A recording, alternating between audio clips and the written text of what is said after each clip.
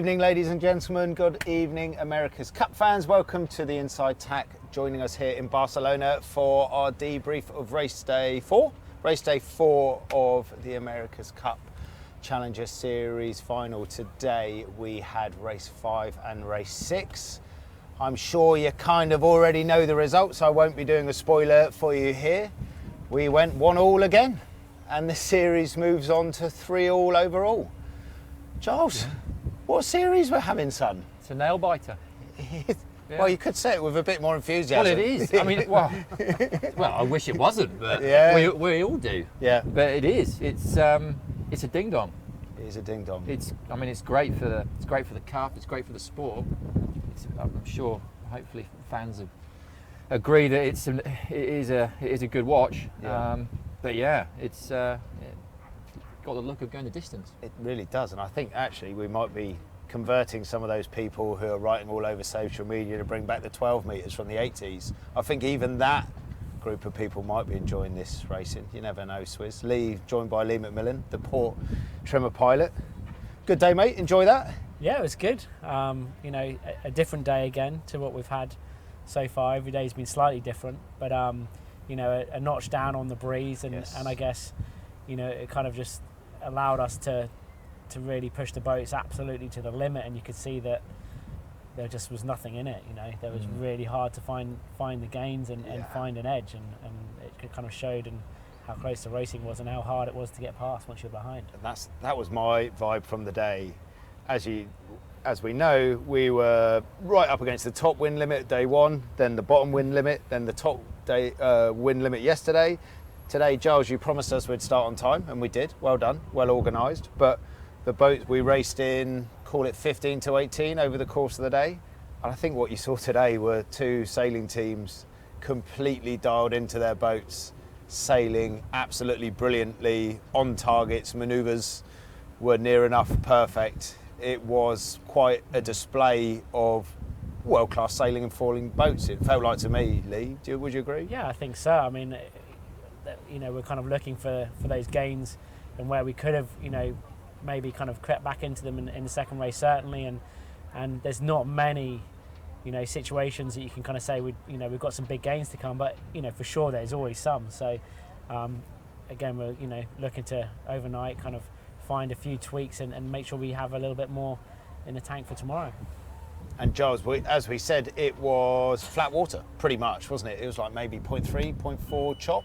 Yeah, another Garby day, as you said, 15 to 18s, and yeah, probably wouldn't get too much flatter here, 0.3 to 0.6. Yeah, as Lee says, able to push the yacht to its max. Big speeds again. Well, let's start with race 1, as we always do, makes sense, or race 5 in the overall series. Lee, talk us through the start here as we entered on starboard. Yeah, so starboard entry, and obviously they kind of they didn't do a circle, took their kind of route, so we followed them away from the start line here, and kind of looking to see what their kind of turn back time was, and it looked like they were going to do an early back, but then kind of like did a little bit of a hesitation. But when we actually got the jibe in, there was an opportunity for us to actually jump across and get the roll on. And I think we did a really good job of kind of executing that and getting the jump and getting across their bow and putting the pressure on them. It looks like they may have lost their rudder or something in that turn up, which kind of gave us a lovely advantage off the start line, which is quite hard to engineer, but great to have it when it happens. And Giles, this is them just losing their rudder with 38 to go. Yeah. We say losing the rudder, assumption. Not sure it was the rudder. It might have been the leeward foil, to be honest. They had a bit of a bow up at the beginning of their turn up that they struggled to recover. Yeah, not sure if the rudder went or if it was the leeward foil. Have to look in a bit more detail, but yeah, they did a good job of popping back up onto the foil pretty quick. And as it was, they were late, but what is that? They're only 100 metres behind at the start line, which is still definitely race on there. And then Louis, we rolled into the first upwind, and game of covering Tack's. Jesus, this race on board certainly felt like, I think we did 34 manoeuvres, which was the most I think we've done in a race so far. It certainly felt like it on the yacht, Swizz, but It was a super close race, wasn't it? Prada sailed immaculately. We had to sail immaculately to keep them behind. A game of fine margins, as you said at the top of the show. You had to be operating in that last percentile in your role to make sure we kept ripping, and they were the same, right? Absolutely, yeah. It was, they did a really nice job of keeping it tight the whole way through the race. But here on the first beat, we obviously had that little advantage, and at this point, just trying to kind of keep a fairly tight cover on them, not give them any opportunities to squeeze by. And Ben and Dylan did a really nice job of kind of managing the track and when to kind of like let them break free and kind of using those little opportunities to manage them and the side that they're taking, and making sure that when we could get a little jump, that we could. I've got a question for you as a sort of pilot trimmer. As we said at the top of the show, you've had 3 testing days, like wavy in the top of the wind limit, light airs bottom of the wind limit, really windy yesterday in flat water. Did today feel relatively straightforward because you've seen those extremes, or not? I mean, it's the last few days I think have kind of set us up quite nicely for those kind of conditions. Like you say, we've seen it all, really kind of making you work extremely hard on setup and flying the boat, and it's full on. And I think if you'd gone back only 3 or 4 weeks and on a day like today, we would have felt like we were, it was top end. But having seen what we've seen for the last 3 days, it did feel like, we didn't actually leave a lot out there. We were kind of, nicely in control of the yacht and pushing really hard and just looking for real fine margins. So it's the last 3 or 4 days have kind of set us up, have been really testing and set us up nicely for today. And I mean, hand on heart, and to speak honestly, we did have one sketchy manoeuvre, didn't we, Giles? Our last leeward gate rounding of race number 1. We'd done a nice job of keeping Prada behind us, and we did a roundup that kind of didn't go our way. Probably our only bad manoeuvre in that race. Louis, if you roll our Mark 7 and we can have a look at that. So yeah, this is the last leeward gate before our final upwind. Wow, yeah, a little bit of a skid in this one, and yeah, one of those ones that again we'll have to go and review. But that's actually a really good angle for trying to debunk exactly what went on. It looked to me like maybe got a little bit, maybe, I don't know, overloaded on the leeward foil. A bit of elbow skid, a little bit of a vent maybe on the vertical, and it just let go and led to a skid. I mean, we've got the right man sat beside us to tell us what went on here. He's controlling the port foil. So Lee, when you see the orange heads on the port side of the boat there, you're the head furthest at the back, looking at the foil. Yeah, and if I'm honest, I was a little shocked because sometimes you have these roundups where you're like, you're kind of like, okay, we're a little bit unloaded or overloaded, and this one didn't feel particularly abnormal until we got the vent. So it was a bit of a shock. We haven't had one of them for a long time, and obviously very difficult to know how to get it to reattach. In a way, my kind of gut feel was actually to use the bustle a bit just to try and get the boat tracking forward. What do you mean by that? Just kind of put the boat down, get grip, go again?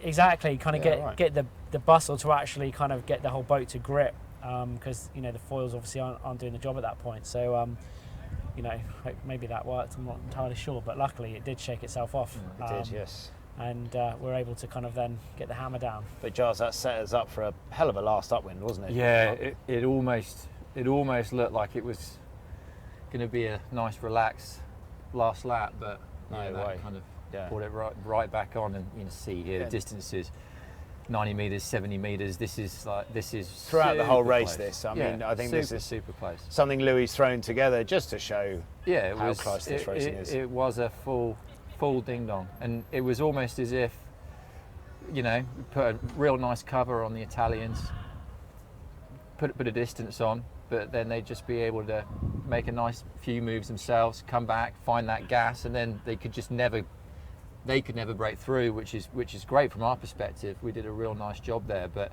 yeah, it kept it nervy all the way to the end, that's for sure. Yeah, and in a cyclo world, you would recognise that we did a bad leeward gate rounding. They peeled out to the right, and when we came off the left on port, you're just kind of waiting for that first bit of information out of the helmsman, and Govsy's down on the starboard side looking, and he was like, oh, they've closed the gap here, lads, and you were like, oh, for God's sake, we're going to be doing a load of tacks up here. And we did. Yeah. We were good for heaps though, Giles, don't worry. Of course you were. Yeah. So that put us 3-2 up in the big picture, which is a nice place to be. As Giles said, we weren't going to have any delays today, and you were Bob on the money. So we rolled into race start 6, Lee, entering on port. Yeah. So port entry, we did a circle at the starboard end, try and kill a bit of time, and kind of set up behind them and see what kind of option they were going to take, and we kind of jumped to the leeward side of them there, and just kind of it was just for both boats a bit of a time and distance to the start, trying to get a good trigger pull. So it was a super close start here. We're obviously kind of up at angle a bit earlier, they're a bit faster, and it was a pretty even start. And Giles, just off the start line here, they tacked away first, went to the right boundary. We stepped on about another 10 seconds, laid up on their hip, and then we were both tracking towards the right-hand boundary. They came back on starboard, bow to bow-ish, and then the kind of moment of the race, in my opinion, presented itself, Louis, if we knock onto the coming together. Yes, as you said, this was all set up from that really quite nip and tuck, even-ish start, and boats super close. You see here, we went for the lee bow. Prada just built enough speed and just had a little bit of a speed delta here for the rebuild and get a couple meters. The margins here. We talked about fine margins a lot today. And this is about as fine as it gets. From Prada's perspective, they did a nice job. They would have been super worried going into that position about being nailed by a lee bow tack. As it was, rolled out the tack, and they just had enough to live and roll over. So Giles, for people who wouldn't necessarily know what a lee bow tack is, what are you talking about there, bud? So the lee bow tack is a really, really strong move if a boat tacks is slow, and you place your tack so that you land it just off their leeward quarter of their bow. Right. And the way that the gas works, which again we've talked about a lot in previous shows, it's just a really, really hard place to live, and inevitably it always ends up leading to the boat that's on the wrong side of that lee bow having to tack off. And Lee, as a trimmer, we've talked about gas a lot in this, the dirty air coming off the lead boat and affecting your sail setup.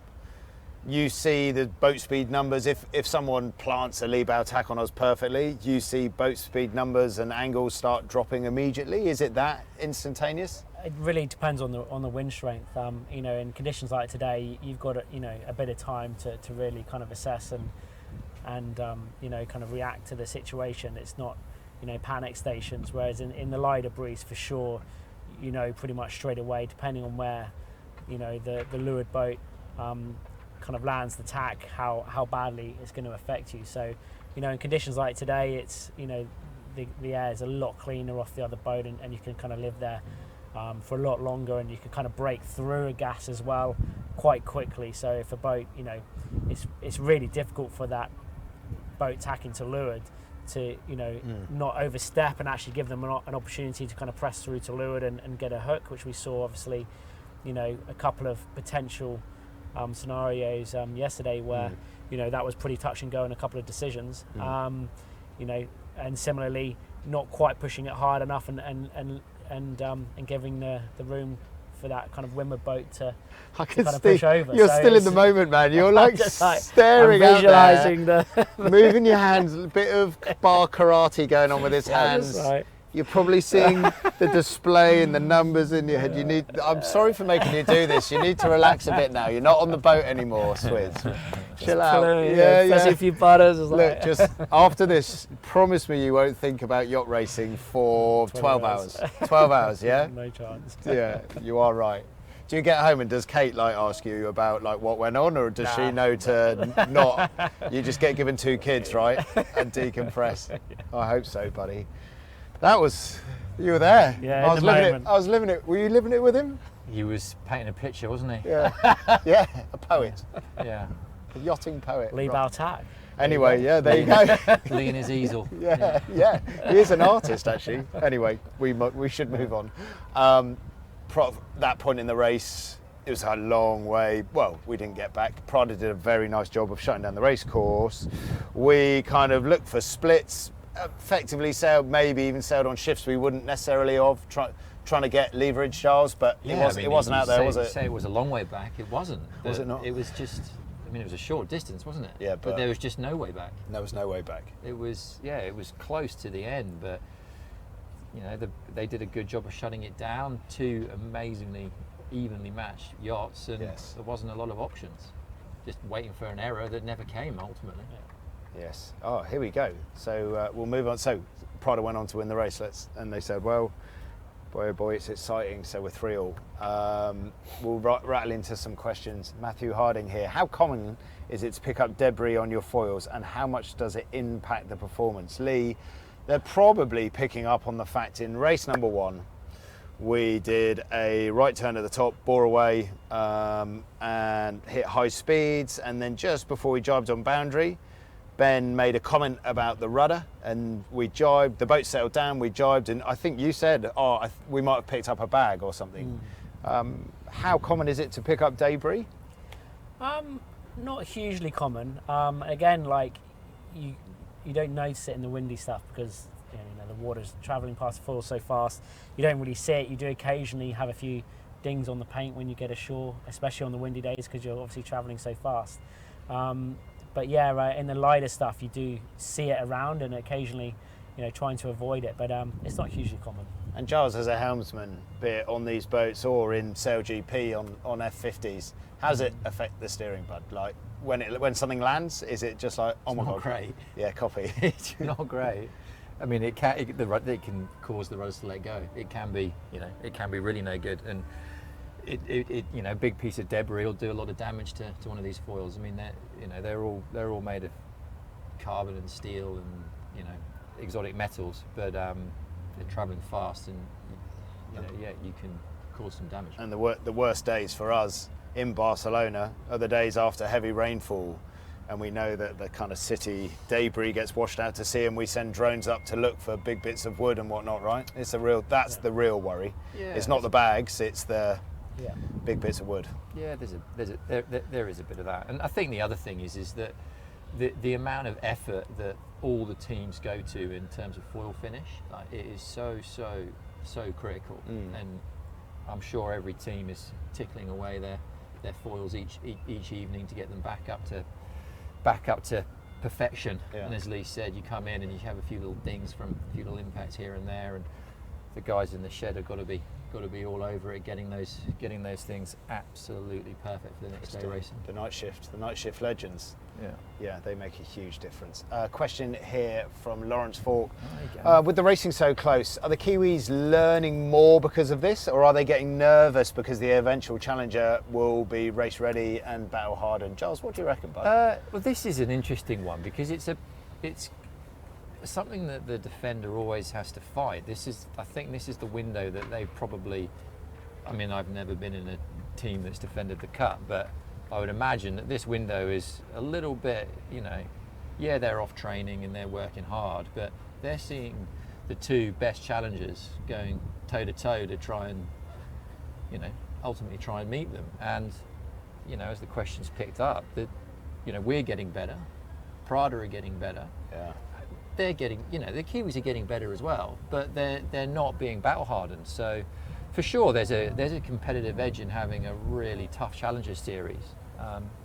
That being said, there's plenty of advantages to being a defender as well. Yeah. And what do you reckon, Lee? What's your take on that, mate? Yeah, I think that's a good answer from Giles. I think, you know, like you said, this is the good time for the challengers to be progressing, but you know, for sure they're progressing as well, and in other areas they get advantages by having a bit more time on their equipment decisions and things like that. You know, they push all that kind of side of it later into the program. So it's going to be interesting to see how it all pans out. I think correct me if I'm wrong, but I remember back to AC36 in the last cup. It went 3-all. Early on, it went 3-all in the first 3 days, and I don't know, my vibe. I was up in the helicopter commentating about it, actually. Having a lovely time, weren't you? Dulcet tones up there. In answer to that question, I thought that Prada just looked a little bit sharper, having gone through a final against us. And once the Kiwis found their rhythm with the racing, that's all she wrote. But who knows? Who knows? It's a different kettle of fish this time because all the boats are much closer in performance, in my humble opinion. Oh, it is. It's a completely different cup to AC36. Can't. Other than the yachts being the same class, I don't think you can compare much else. It's a street fight. It's a street fight. I think that's probably quite a nice place to wrap the show up.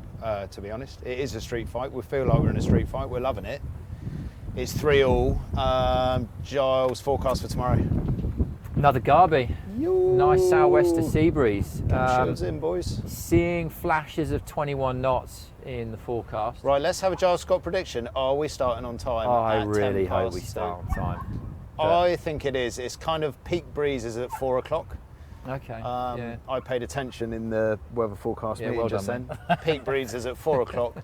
At sort of 2 o'clock, it is 14 to 18 potentially. Second race might be a little bit more. Okay. Good job I listened, isn't it? Yeah. No delays then. A little bit more sea state tomorrow than what we saw today. There you go. A little bit. But another solid day of racing for sure. Isn't it? Leroy, go home. Go toes up on the sofa. Do not think about sails or foils. Do you promise me? Yep. We don't need you going back into that funny little trance state, do we? You do you, mate. Don't listen to this guy. You do you. We're going for a pizza at 7:30. I'll be all right. Cyclors are going for a pizza at 7:30 if you want to join. Right, okay. Well, we'll do that. You're not invited. Join us tomorrow. We're going to go again. It's 3-all. Let's see what tomorrow holds. We're bloody loving it. We're ready for it. So join us again on the Inside Tack.